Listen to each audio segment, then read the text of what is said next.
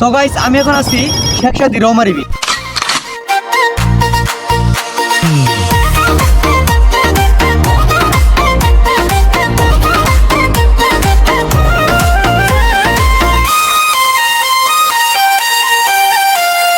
তো গাইস আমি এখন আছি রৌমারী ফুলকি কফি হাউস যাওয়ার যে রাস্তাটা, সেই রাস্তাটার ভিতরে দেখেন, এই রাস্তাটার ভিতরে কিন্তু দুপাশেই প্রায় পানি চলে এসেছে। তো আমি ফুলকির মালিকের সাথে কথা বললাম, সে বলল যে এই বছর আর মনে হয় ফুলকিটা থাকবে না, পরবর্তী বছরে আবার ট্রাই করতে পারেন। তো বন্যার কারণে বেশ কয়েকদিন ফুলকিটা এখন স্থগিত থাকবে, তো পরবর্তী বছরে আবার সে আগের নিয়মে ফুলকিটা স্টার্ট হবে।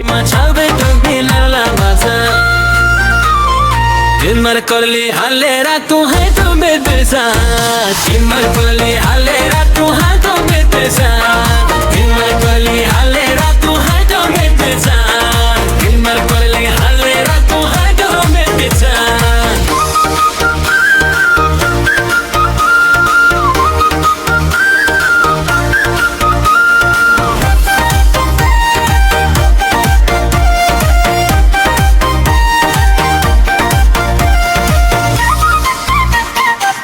তো ওই পাশটা হলো Roumari coffee house and restaurant. তো আমি যে কথাটা বলছিলাম একদিন, যে যখন বন্যার টাইম আসবে তখন এই রাস্তাটা আর ওইখানে একটা রাস্তা আছে, ওই রাস্তাটা সবচেয়ে মানুষ বেশি ভিড় জমায়, কারণ তখন থাকতো রাস্তার দুই পাশেই পানি, দেখতে একদম সুন্দর লাগতো।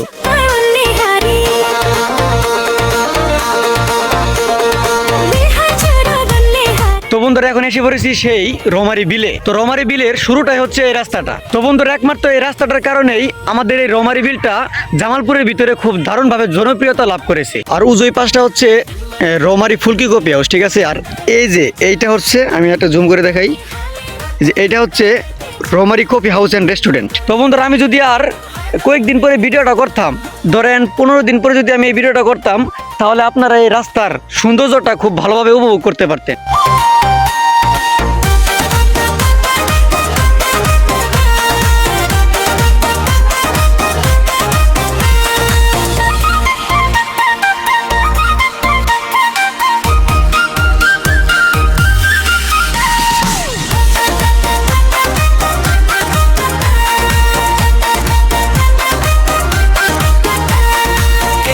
তো বন্ধুরা এখন আছি রৌমারী সেই কফি হাউস অ্যান্ড রেস্টুরেন্ট।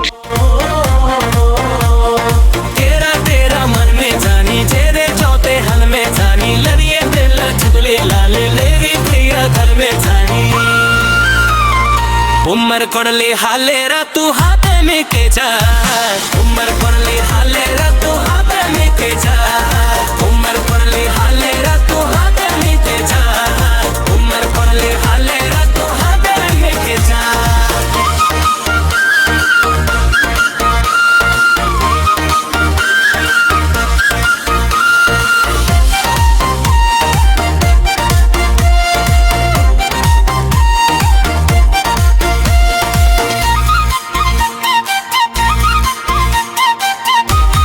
তো গাইস আজকের ভিডিও এ পর্যন্তই, দেখা হচ্ছে নতুন আরেকটি ভিডিওতে।